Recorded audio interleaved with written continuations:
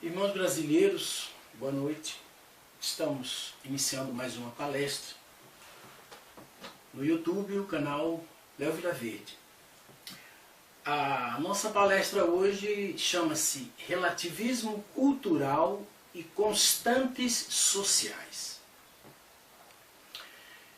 É uma expressão nova, constantes sociais, constantes naturais, quer dizer, leis da natureza. Você sabe que elas existem naturalmente, todos falam o tempo todo sobre isso. Agora, constantes sociais, vamos ver. Inicialmente vamos falar sobre a situação do sistema educacional. O sistema de educação no Brasil e no mundo está caotizado. Recentemente, foi publicado no Brasil, pela Vide Editorial, o livro do Pascal Bernardin, francês, chamado Maquiavel Pedagogo. Nesse livro, o Bernardin, ele analisa o modo como está sendo imposto a nível global, a partir da Unesco, da Comissão de Bruxelas e organismos internacionais de educação, uma mudança, uma redefinição do papel da escola. A sociedade como um todo está sendo levada para o controle do Estado, de alguns indivíduos que acham que podem controlar o mundo todo. É aquela história do George Orwell, 1984, um controle usando a psicologia, técnicas de psicologia, para influenciar a mentalidade da população a partir da infância. E, simultaneamente, para neutralizar a influência da família natural, a influência dos pais. Então, a escola, essa revolução cultural de inspiração marxista, de inspiração ocultista, em parte baseada nas teorias do Antônio Gramsci, o comunista italiano que propôs o chamado marxismo cultural, quer dizer, uma forma de você, em vez de fazer uma revolução armada, você faz uma revolução cultural, infiltrando a família, infiltrando a escola, todos os sistemas de comunicação, para você ir mudando a mentalidade, suavemente a mentalidade das pessoas, para fazer uma revolução. Essa ideia está implantada na ONU, aí tem sido, através do sistema de educação, tem sido documentos oficiais da ONU, têm orientado, estabelecido leis ao redor do mundo. São leis que não são criadas nos países, mas são criadas pela ONU, pela Unesco, que são impostas a nível mundial. Então o sistema educacional está caotizado. No meio desse processo todo, você já ouviu falar muito em relativismo cultural, e pós-modernidade. A ideia de que não existe nada absoluto, ok? Tudo é relativo. Então você tem a ideia do relativismo epistêmico, ok? Não há verdade absoluta. Não existe uma verdade, mas várias verdades. Cada indivíduo tem a sua verdade. Um povo na África acredita no mito, e isso para ele é verdade. Um povo no Brasil, numa tribo da Amazônia, acredita num outro mito, aquilo para ele também é verdade. Conclusão, não há uma verdade absoluta e única. O relativismo estético, não existe feio ou belo, ok? Todas as coisas são bonitas e feias dependendo de quem a olha, ok? Então não existem padrões absolutos de beleza, como por exemplo, como provou a sequência de Fibonacci, como prova, por exemplo, o retângulo de ouro, o número Φ, ok? Estudos da arte renascentista, que vem lá da Grécia Antiga, que toda a beleza está padronizada dentro da sequência de Fibonacci, uma sequência matemática, ok? E que inspirou muitos artistas. E o relativismo moral. Não existe uma moralidade, um conjunto de valores absoluto. Tudo é relativo, ok? Então, cada cultura vê as coisas de uma maneira. Essa ideia, é o pensamento pós-moderno. Você tinha o pensamento da Idade Antiga, que é o puro paganismo, o caos, a amoralidade, o barbarismo, a violência, a tirania, a ditadura. Você tem o pensamento da antiguidade, era um caos total. Você vê na China, você vê na Grécia surgir um pouco de civilidade. Você vê um pouco de civilidade surgir no Império Romano, mas o Império Romano era moralmente bárbaro, era sanguinário. A ideia de educação na antiguidade o homem não precisava aprender a ler, por exemplo. Até na Idade Média, no ano 800, com Carlos Magno, por exemplo, para ele o homem não precisava aprender a ler, era coisa para monges e para mulheres. Embora o Carlos Magno tenha feito a Renascença Carolíngia, o primeiro plano de educação universal na Europa. Então, a ideia toda dessa... Aí veio a Idade Medieval, uma idade comum, uma idade que aconteceram coisas extraordinárias, como, por exemplo, a criação das universidades e da ciência moderna. Todo o pensamento que inspirou a Renascença foi forjado na Idade Média. E Lutero é o grande reformador, é o pai da Renascença e o pai da Reforma, simultaneamente.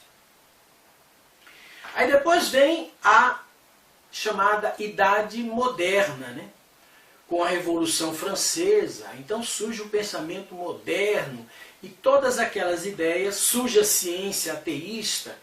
Então há um recrudescimento, um fortalecimento. Surge o Newton, surge o Darwin com a evolução das espécies, o Newton com a ideia do mecanicismo, Laplace com a hipótese nebular. Então surge uma ciência ateísta e uma contestação dos valores cristãos.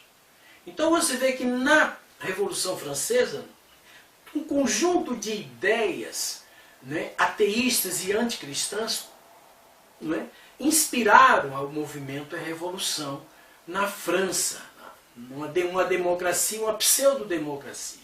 A Revolução Francesa matou cerca de 45 mil pessoas, decapitou o rei Luís XIV, a rainha Maria Antonieta, e matou padres, e foi um massacre. Só que, misteriosamente, em 1804, quer dizer, alguns anos depois, Napoleão, um tenente do exército, se torna o imperador, o ditador da França. Então você veja que alguns anos depois, todo aquele movimento democrático da Revolução Francesa terminou em nada, terminou com um tirano cruel, criminoso, que as guerras napoleônicas mataram cerca de 5 milhões de pessoas. Então, aquele movimento democrático, tudo parecia ser foi simplesmente anulado, o que mostra que havia ali elementos de uma falsidade tremenda. Mas ali começa a surgir o pensamento moderno.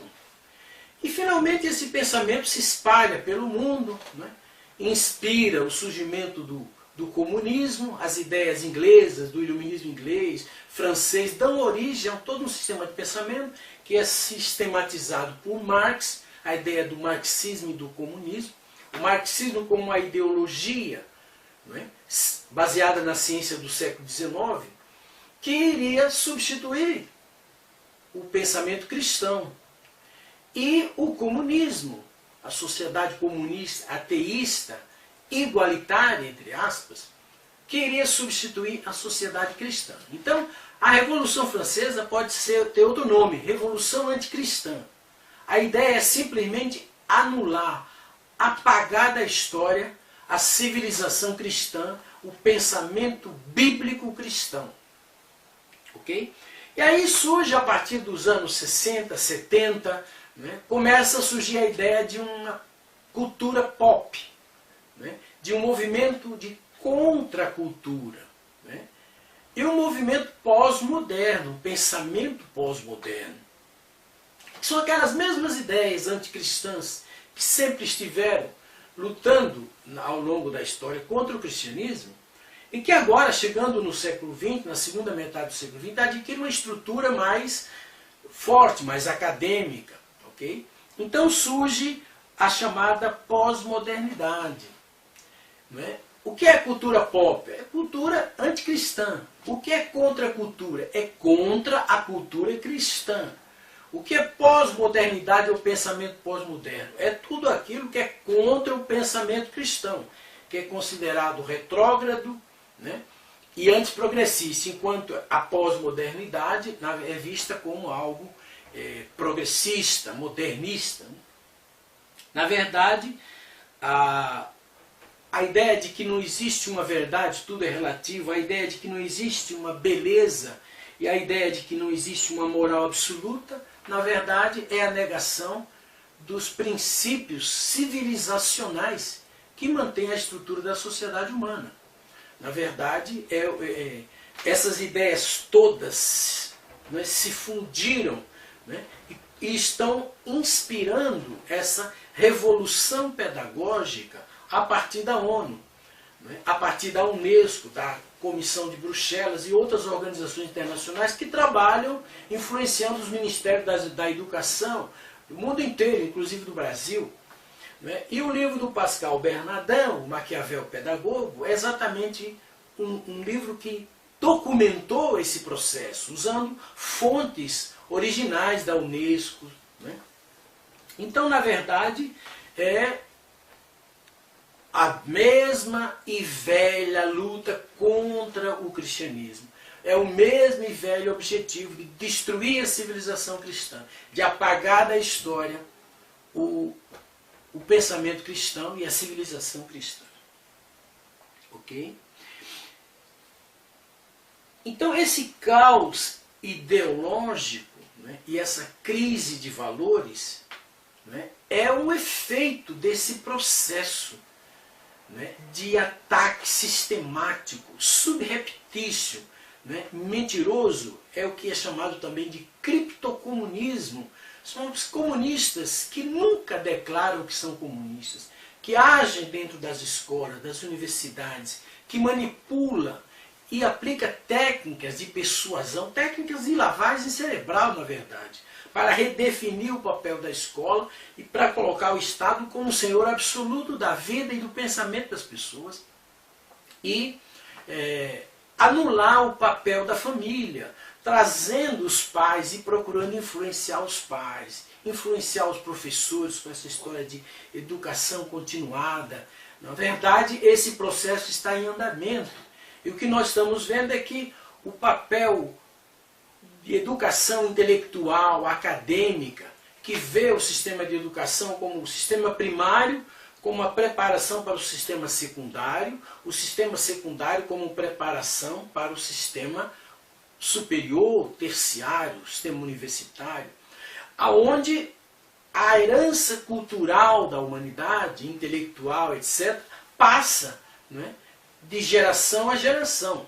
Então, essa ideia, né, esse sistema educacional, que é o que construiu a civilização cristã, que é a civilização mais moderna, mais rica de toda a história da humanidade, esse sistema de educação eles estão querendo destruí-lo, tirar, eliminar o papel do professor, tirar toda a autoridade do professor e colocar o aluno como sujeito da aula, o aluno se auto-orientando a si próprio. A parte intelectual está sendo eliminada e o ativismo social está sendo implantado nas escolas acima do papel do professor, do papel como transmissor do conhecimento, da riqueza cultural, da herança cultural. Ok.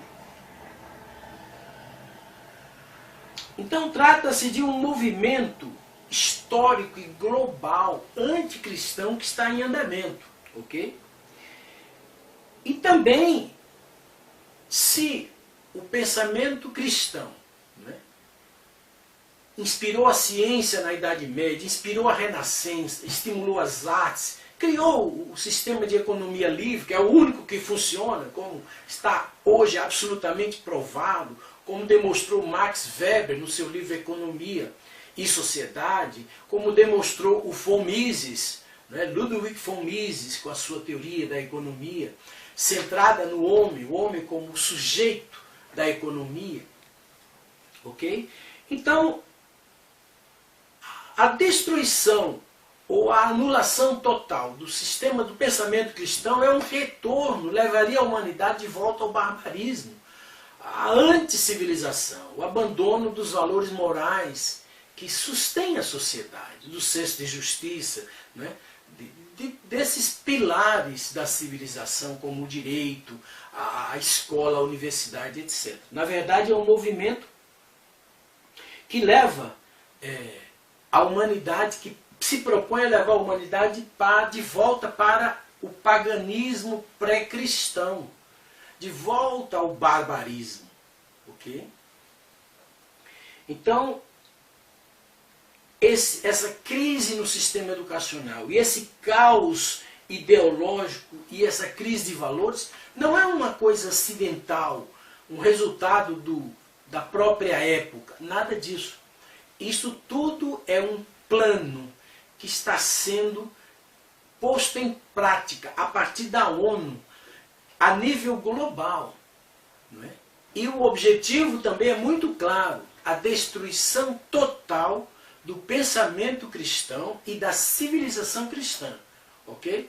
Então, se você acredita no pensamento cristão e na civilização cristã, você precisa entender o que está acontecendo. Outro livro importante do Pascal Bernardin chama-se A Crucificação de São Pedro, que na verdade é uma denúncia documental do modo como essa onda invadiu a Igreja Católica, do modo como a Igreja Católica está sendo manipulada e controlada por esse mesmo grupo, né, com o mesmo objetivo, desintegrar, destruir o pensamento cristão. Né? Outro livro do Pascal Bernardin, O Império Ecológico, ele mostra como a questão ecológica, a preocupação ecológica, está sendo igualmente usada, manipulada por esse mesmo grupo, para construir o que eles chamam de nova ordem mundial, né? Esse novo modelo de sociedade, que nada mais é do que o retorno ao paganismo pré-cristão. Okay? E a destruição do pensamento da civilização cristã. A ciência ateísta, né, que tem algumas bases, algumas teorias básicas, por exemplo, o mecanicismo de Newton. O universo é uma máquina, né? O coração é uma bomba, a mente é um computador, o corpo é uma máquina, não é um organismo. Essa ideia mecanicista foi implantada na mentalidade humana. Aí surge o Laplace com a ideia de que o planeta Terra, né, antes surge, né, a ideia do estado estacionário, de que o universo nunca teve origem, nunca terá fim, que nega também a ideia da criação. Posteriormente surge a teoria do Big Bang, que admite uma criação, que o universo teve um início, porém, a partir de uma mega explosão casual, acidental. Com Laplace, a ideia de que o planeta Terra surgiu, né, é a hipótese nebular, a partir da concentração gradual de gases e poeiras. Também o planeta Terra é produto do acaso. E finalmente surge o Darwin, com a teoria da evolução, que procura explicar a origem das espécies a partir também da seleção natural ao acaso, acidental. Adaptação ambiental e essa coisa toda que você já conhece. Então a ciência ateísta, né, ela forneceu uma base teórica, experimental, entre aspas, né, para esse movimento anticristão global, que está sendo hoje disseminado e aplicado em toda a Terra através da ONU, né, e através dos próprios governos. Muitos ministros da educação são indivíduos ignorantes que só pensam mesmo em acumular dinheiro. Então, o problema do mensalão, o problema Petrolão, Lava Jato, Zelotes, essas coisas estão acontecendo no Brasil, é a prova de que esses homens não são homens públicos de verdade, são indivíduos ignorantes, interesseiros, né, e que vendem a alma para quem pagar mais. Okay? Então, quando você for votar, veja em quem você vota. Né? Então, o racionalismo, a ideia de que a razão, na Revolução Francesa, eles falavam da deusa razão. Tiraram das igrejas a imagem de Jesus, etc., e colocaram lá a imagem da deusa razão. Né? O mecanicismo de Newton, o evolucionismo de Darwin, a ideia da tábula rasa, okay? É a ideia de que a mente do homem ela é formada no meio social. A ideia de que o homem é produto do meio. Okay? Não existe uma natureza humana inata. Okay? A mente do homem é como uma tábula rasa, que é uma tábuazinha que os romanos usavam coberta de cera, onde eles escreviam. Okay? Então a ideia da tábula rasa é a ideia de que a mente... Não existe esse negócio de mente como uma coisa transfísica, mas o cérebro, ok? É como uma folha de papel em branco, aonde no convívio social as ideias, as experiências, etc., vão sendo gravadas, vão como que causando, formando impressões, né, no cérebro. Então é a teoria do Lev Vygotsky, a teoria da formação social da mente. É o construtivismo do Piaget, né, que propõe que a mente do homem é uma tábula rasa. O Piaget era um psicólogo suíço que adotou o darwinismo. E a psicologia do Piaget é, na verdade, o que eles chamam de psicogenética, é, na verdade, a aplicação da teoria da evolução ao desenvolvimento do psiquismo humano. Okay? Então, a partir da tábula rasa, surge a ideia de que não existe uma natureza humana inata. Okay? Que o homem é basicamente um animal. Né? Então, isto é verdadeiro? A princípio, vamos analisar essa questão da tábula rasa. Com uma pergunta que eu costumo fazer no meu trabalho, a sociologia natural, né? A natureza orgânica da sociedade. Isso aqui é uma sociologia, mas é uma sociologia deusista, não é uma sociologia ateísta. Ok?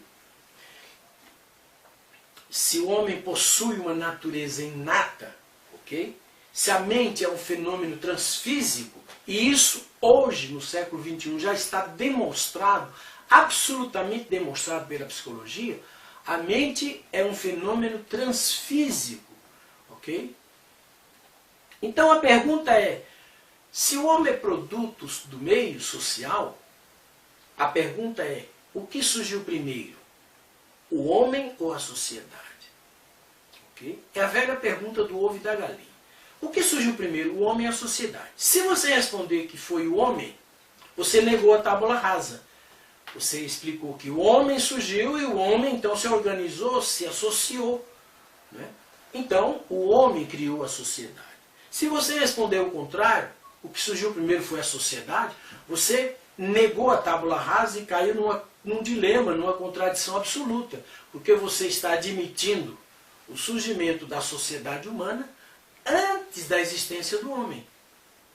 Portanto, o que surgiu primeiro, o homem ou a sociedade? Só existe uma resposta para essa pergunta: o homem. O homem surgiu primeiro. O homem se organizou socialmente. O homem criou a sociedade. Ok? Algumas questões relacionadas à demonstração de que efetivamente existe uma natureza humana inata. Em vez de teoria da tábula rasa, nós chamamos isto de teoria NHI, N-H-I, teoria da natureza humana inata. Então é teoria NHI versus tábula rasa. Ok? Primeiro que, a partir do Einstein, a ideia de Deus começou a parecer menos estranha. E também a chamada gnose de Princeton, né? Um grupo de cientistas da Universidade de Princeton começaram a contestar o materialismo absoluto, né? A ciência ateísta foi contestada, a ciência materialista foi contestada pelo próprio Einstein e pela gnose de Princeton, né? Que tem um excelente livro da editora Kutrick chamada A Gnose de Princeton, do Raymond Rouer, acho. Então, por volta de 1935, surge a física relativista, em 1915, 1917, com Einstein. E depois surge a física quântica, por volta de 1935. E a física quântica simplesmente negou a existência da matéria. Ok?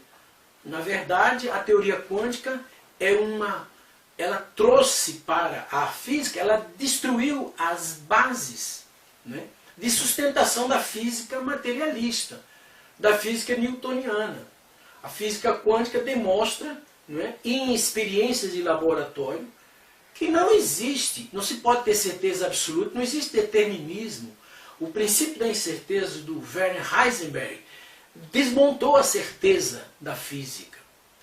E a ideia do átomo de Niels Bohr anulou a teoria, não é, do Rutherford, a teoria atômica, que via o átomo como um microsistema solar. Na verdade, a partir da física quântica, o átomo não é mais uma coisa, um pedaço de matéria, indivisível.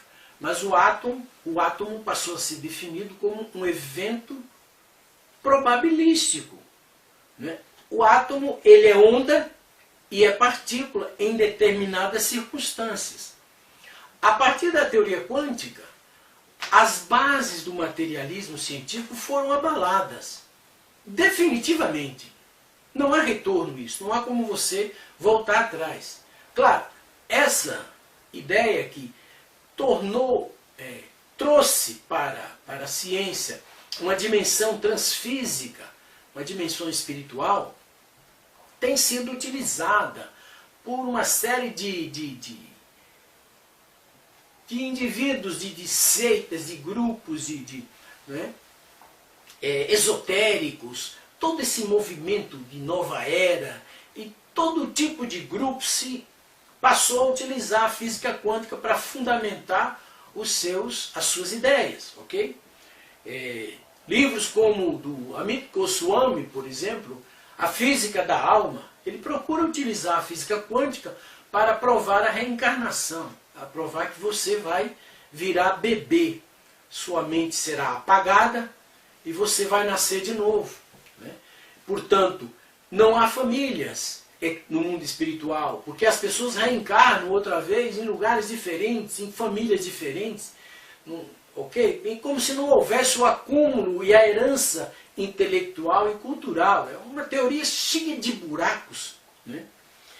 E que no Brasil conseguiu algum espaço, mas que é insustentável do ponto de vista científico, do ponto de vista teórico, e também do ponto de vista moral, tem muitas coisas altamente questionáveis, né? Então, a bioinformação, por exemplo, o desenvolvimento da genética, especialmente depois dos anos 60, a descoberta de que o código genético é um código de computador ultra complexo, ok? A quantidade de informação contida no código genético corresponde à biblioteca, à enciclopédia britânica inteira. Não há mais dúvida de que o código genético é informação, são bits de informação, é informação codificada, ok? E para uma informação codificada não pode ser gerada por processos naturais, processos cosmológicos, fisiológicos, geológicos. Informação codificada é inteligência e só pode ser gerado por uma mente, ok? Por processos psíquicos, mentais, processos intelectuais. Muito bem, então a bioinformação é informação inteligente, onipresente na natureza. Okay? Então, se existe informação codificada na natureza, é óbvio que tem que haver uma inteligência, uma superinteligência. Então, o acaso está descartado. Richard Dawkins, o biólogo ateu, negou a existência do acaso num vídeo que está na internet chamado De Sapo a Príncipe. Okay? O acaso não tem conteúdo teórico, não pode criar nada. Okay? E todos os sistemas vivos é produto de bioinformação. Tudo que um sistema vivo é, o homem, o animal, o leão, ele está programado em seu código genético, todas as suas características. Ninguém tem mais dúvida disso. Então, outra teoria importante é a teoria da sintonia fina, né? Que a física, a ciência de um modo geral, chegou à conclusão, já descobriu mais de 2 milhões de constantes naturais. São relações físicas, químicas, biológicas que mantêm o universo, que sustêm o universo. Se uma dessas constantes, como por exemplo a inclinação do eixo terrestre, se for mudado, por mínimo que seja, altera completamente a aparência da Terra, não existiria vida na Terra. Então são mais de 2 milhões de constantes naturais. É coincidência demais, percebe? O universo está suportado por essas relações químico-físicas e matemáticas de altíssima precisão. Portanto, isso jamais poderia ser criado pelo acaso, que não tem conteúdo teórico, ok? As estruturas dissipativas do Ilya Prigogine, por exemplo, é um prêmio Nobel. Ele mostra que todos os sistemas da natureza são sistemas abertos, que mantêm uma contínua troca com o meio ambiente, ok? O todo, na verdade, funciona como o um, ok? Então é a questão, por exemplo, da teoria ecológica. Toda a teoria ecológica ela demonstra claramente, com a teoria dos nichos ecológicos, ecossistema, que toda a natureza funciona como um macrosistema vivo, ok? O James Lovelock apresentou a chamada hipótese Gaia, hoje já aceita em muitos lugares como teoria Gaia, é a ideia de que toda a biosfera terrestre funciona como um único organismo vivo. Porém, o Lovelock é ateísta e busca o reconhecimento da ciência ortodoxa ateísta oficial. E por isso ele ainda admite que apenas a biosfera é viva, mas as outras partes, a atmosfera, litosfera do planeta, a geosfera, são partes não vivas, ok? Na verdade, a teoria do Big Bang, a hipótese nebular e a evolução das espécies são teorias já ultrapassadas. O meu trabalho, que eu iniciei em 1980, produziu o primeiro fruto, que é o livro Biocosmos, o Universo Vivo. É a contestação do Big Bang, o absurdo do mito do Big Bang, que um ponto matemático, que era um nada, mas continha tudo, em um determinado momento surge ali uma antigravidade e faz aquilo explodir e dá origem ao universo, ao coração, ao homem, ao amor, ok? Essa é uma ideia absurda, totalmente mítica, ok? E o biocosmos, ele parte de um fato real, a vida. O biocosmos não parte de um ponto matemático inexistente. O biocosmos parte de um fato real, a vida. Ok? A partir com o biocosmos você tem uma contraproposta para a teoria do Big Bang. Com o Ser Terra, que é o segundo livro produzido no meu trabalho para apresentar a ciência deusista, é o planeta sensível, que vai muito além da hipótese Gaia. A ideia de que a Terra é inteiramente viva, a atmosfera, a litosfera é como o corpo do homem. Você tem gases, líquidos, sólidos. Você tem a magnosfera, que é o plasma, o sangue. Você tem o sangue, que é o petróleo. Você tem a camada óssea, que é a litosfera. E você tem a camada carnosa, que é a geosfera. E você tem os pelos, que é como se fosse os sistemas vivos. E você tem os micro-organismos, que por meio você... Na verdade, a Terra é um sistema vivo, é um macrosistema inteiramente vivo. Portanto, a teoria do Ser Terra transcende a hipótese Gaia, porque ela suplanta a teoria, a hipótese nebular, a teoria ateísta. Né? A Terra não nasceu não se formou ao acaso a partir de concentração de gás e poeira. A Terra nasceu como um sistema vivo natural. Você nasceu. Um espermatozoide e um óvulo formaram uma primeira célula, e a partir daí essa célula foi se multiplicando, e tudo que você é já estava programado ali. A mesma coisa você pode dizer com relação ao planeta Terra. Não se organizou ao acaso, ele realmente foi planejado, está totalmente. E a terceira obra dessa trilogia, que é a base das ciências naturais deusista, é a perfeição das espécies. A origem das espécies por transgenia natural e cooperação simbiótica. A transgenia é um processo comum feito hoje nos laboratórios do mundo. O cientista manipula o código genético e altera a forma externa de plantas, animais, etc. Em questão de meses, não precisa milhões e milhões de anos, acidentes felizes e casuais. Ok? E a cooperação, com o desenvolvimento da teoria ecológica, está definitivamente estabelecido que a cooperação é realmente a simbiose, a cooperação simbiótica é realmente fator determinante na perpetuação da natureza. Então, não é evolucionismo casual, mas perfeicionismo. Não é lei da evolução casual, é lei do desenvolvimento, da perfeição potencial das espécies. Okay? As espécies desenvolveram-se seguindo um programa genético. Okay? E elas é o resultado do desenvolvimento da sua perfeição potencial.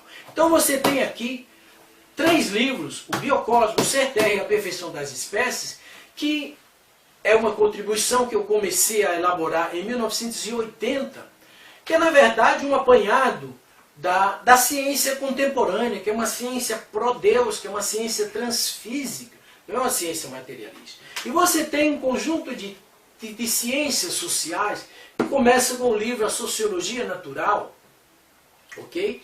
E esse trabalho que tem sido desenvolvido, que eu tenho contribuído para desenvolver, começou em 1980.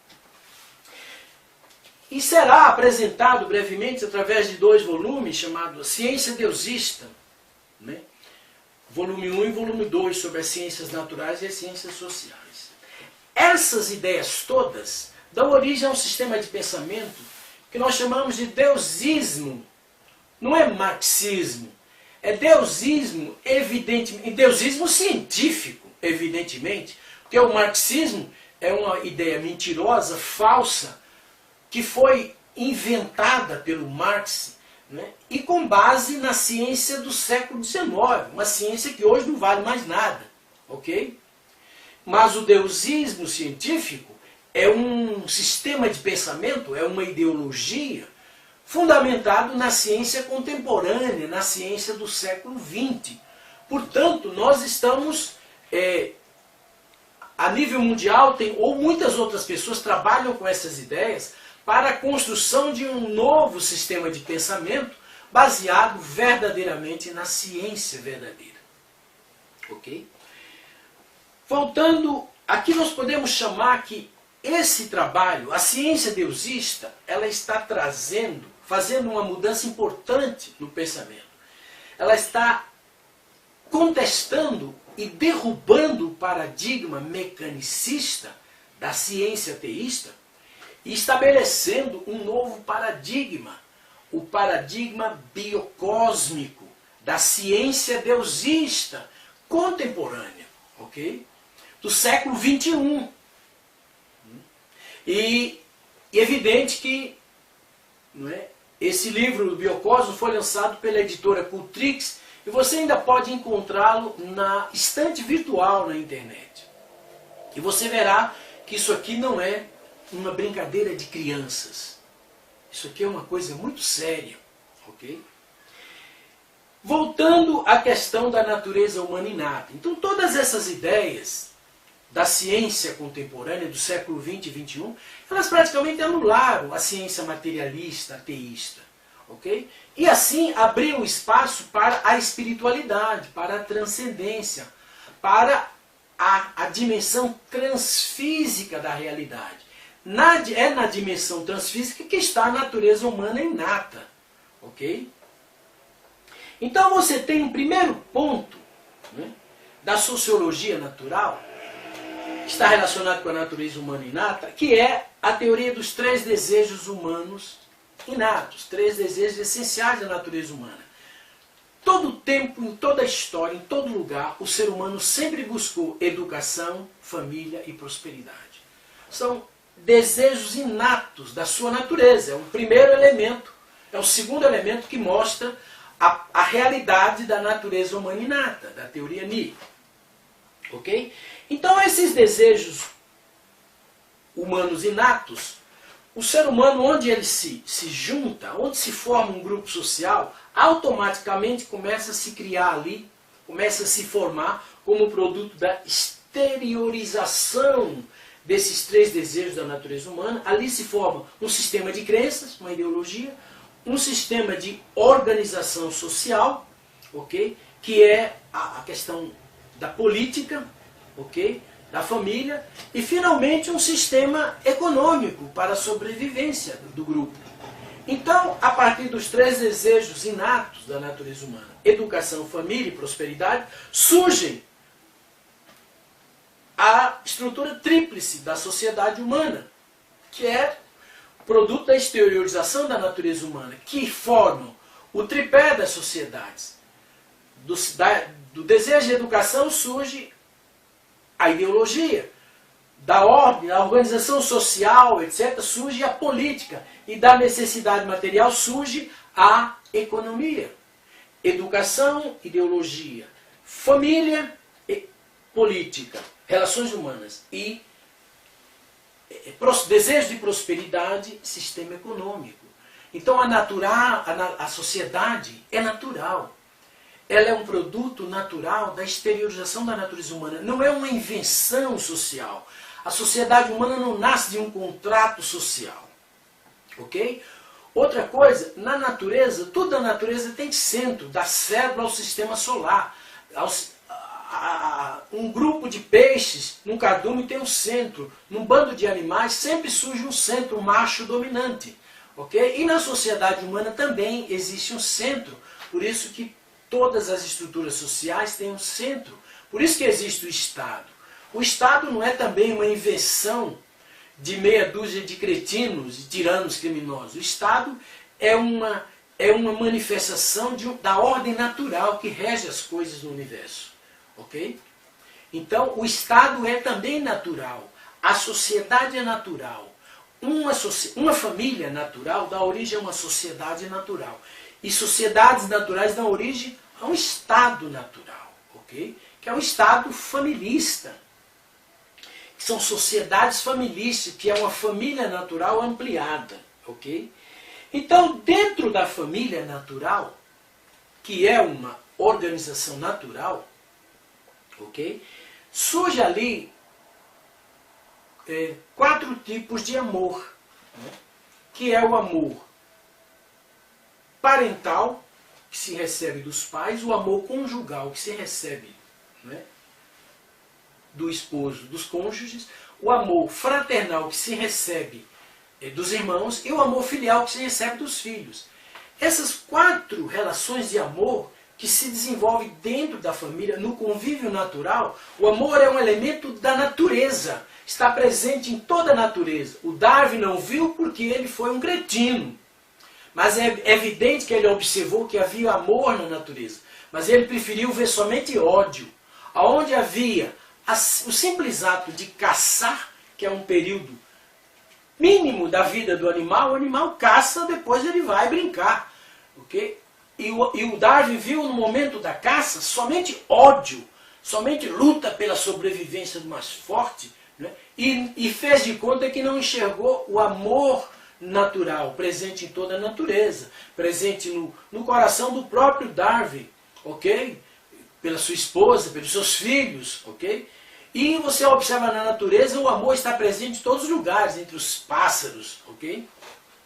Então, Essas 4 formas de amor que surgem dentro da família dão origem a 4 tipos de relações sociais, ok? Semelhantes, ok? Então, o amor parental, o amor de um professor, de uma professora responsável, que assume a responsabilidade pela proteção da criança e pela educação da criança, é uma projeção do amor dos pais. Então, a escola é uma extensão da família. Os professores têm que ocupar a posição de pai responsáveis para cuidar e educar as crianças. Okay? A relação de amigos é uma relação de irmãos. Você aprende isso dentro da família. Não é? O amor de uma criança, de jovens pelos mais velhos, é uma relação que nasce do amor dos filhos pelos pais. Então, esses 4 tipos de relações sociais, elas nascem e são aprendidas dentro da família. Se a família natural for desintegrada, como quer a ONU, a Unesco, através desse plano satânico de destruição dos valores, das ideias cristãs e de um retorno ao barbarismo, ao paganismo pré-cristão, a destruição da família natural conduzirá automaticamente à destruição da família. Portanto, nós estamos sendo atacados por criminosos de altíssima periculosidade, usando estruturas políticas como a ONU, por exemplo. Ok? Então, na verdade, tem que haver 2 sistemas de educação. O sistema de educação oficial desses governos cretinos e o sistema de educação familiar, onde os próprios pais vão cuidar de educar os seus filhos. Ok? Então tem que haver 2 sistemas de educação, o oficial e o sistema verdadeiro. Ok? Então quem é que acredita que a senhora Dilma e o ministro da educação dela estão realmente preocupados com a educação moral, com a educação espiritual dos seus filhos? Que garantia você tem disso? Nenhuma. Ok?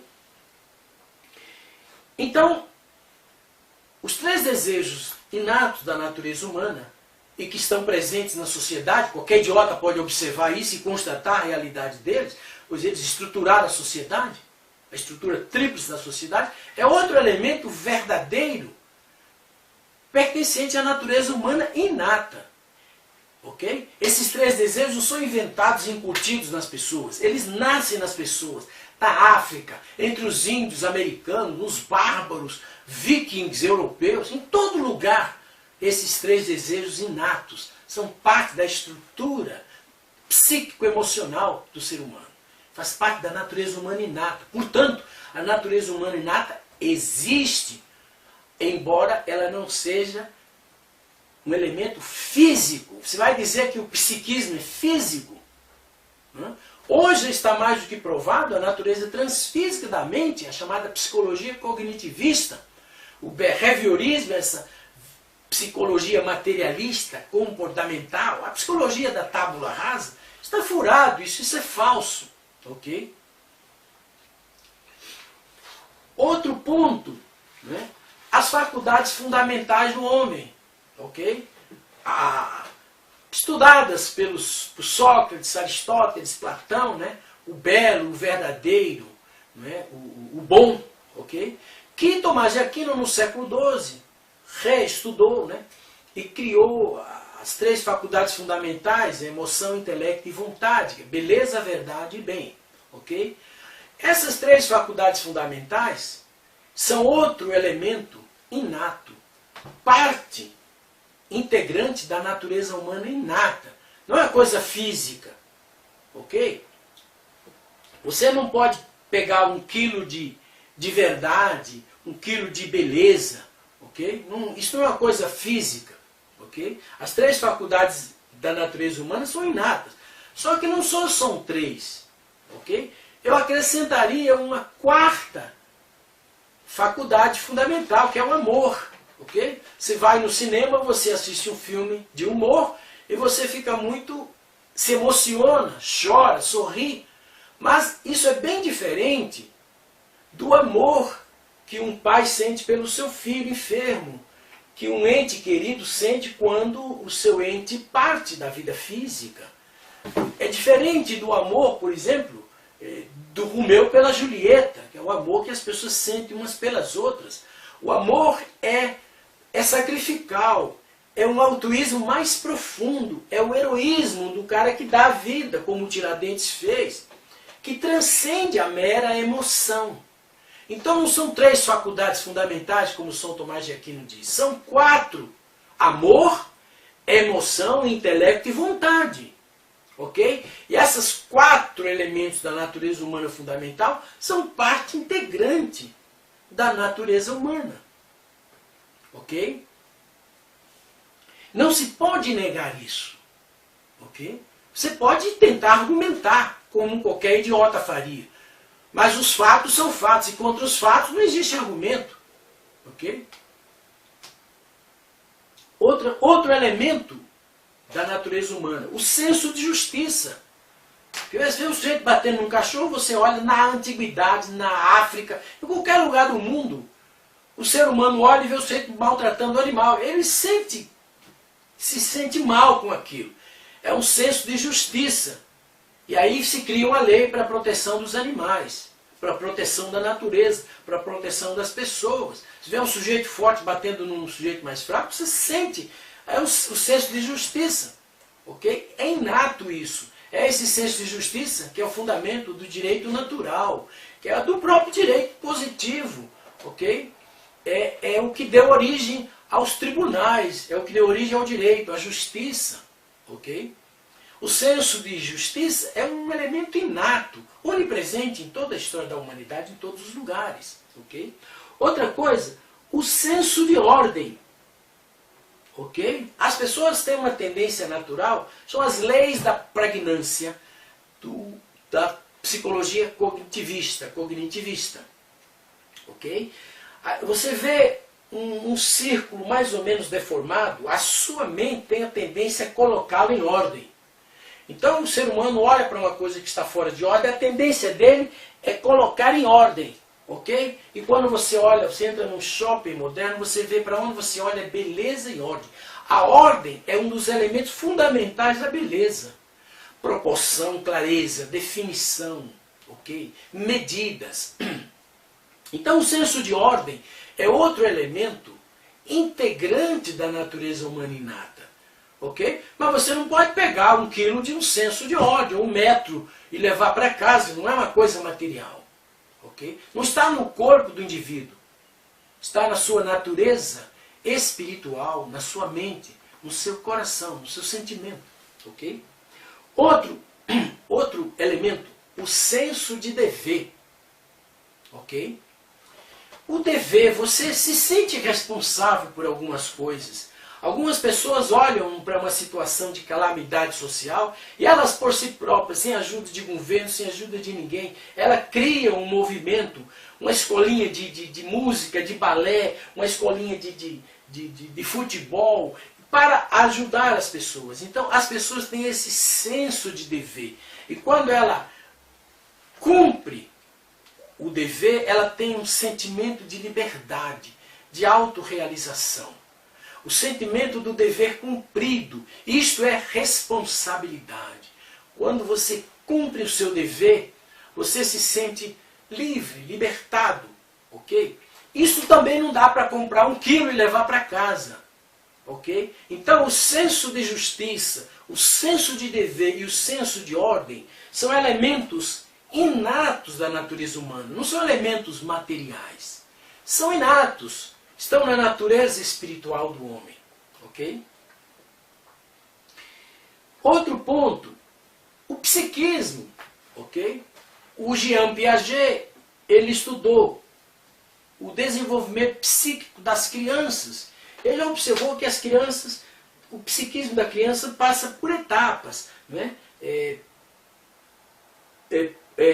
Sensório motor, sensório concreto, pré-operacional, operacional formal, são 4 etapas que o Piaget determina. O que me interessa aqui é que há um processo de desenvolvimento no psiquismo, um processo de maturidade, até chegar no operacional formal, quando a criança aos 12 anos começa a raciocinar de uma forma lógica. Ok? Isso seria um fundamento para a questão da penalidade, da maioridade penal. A partir dos 12 anos, a criança já tem um senso de lógica, já sabe mais ou menos o que está fazendo. É por isso que outros países, como Estados Unidos, Europa, etc., a penalidade não começa aos 18 anos ou aos 16 anos, como no Brasil. Ok? Então, o desenvolvimento gradual do psiquismo humano é um elemento comprovado, mas que também trata do psiquismo, não trata do corpo físico, ok? De um elemento material. É um desenvolvimento psíquico. O Piaget, claro, distorceu, darwinista, ateísta, distorceu tudo e criou o construtivismo. A ideia de que todo o conhecimento é um construto social, é construído no convívio social. Né? Isto não é verdade, nós já discutimos isso aqui, porque não é a sociedade que cria o homem, mas o homem que cria a sociedade. E na sociedade, a prática da verdade cria a cultura verdade. Ok? A prática da mentira cria a cultura mentira. Okay? Mas você olha para a sociedade humana e você vê que ela é híbrida. É uma mescla de mentira e verdade, de bem e mal. Okay? Então, é a teoria da cultura da sociologia natural, da sociologia deusista. Okay? Então, na verdade, a sociedade é híbrida porque a natureza do homem está híbrida. Há um elemento estranho na natureza do homem que é essa tendência para o mal. Duas vontades opostas estão na natureza humana. Só que a natureza do homem voltada para o bem, ela é maior, por isso que a sociedade sobrevive. Ela é mais poderosa, ok? Mas é uma luta contínua do bem contra o mal, ok? E essa luta, Jesus, por exemplo, e o cristianismo surgiram na Terra para resolver esse problema, ok? Que o Freud muito bem soube localizar no chamado conflito intrapsíquico entre o id e o superego, ok?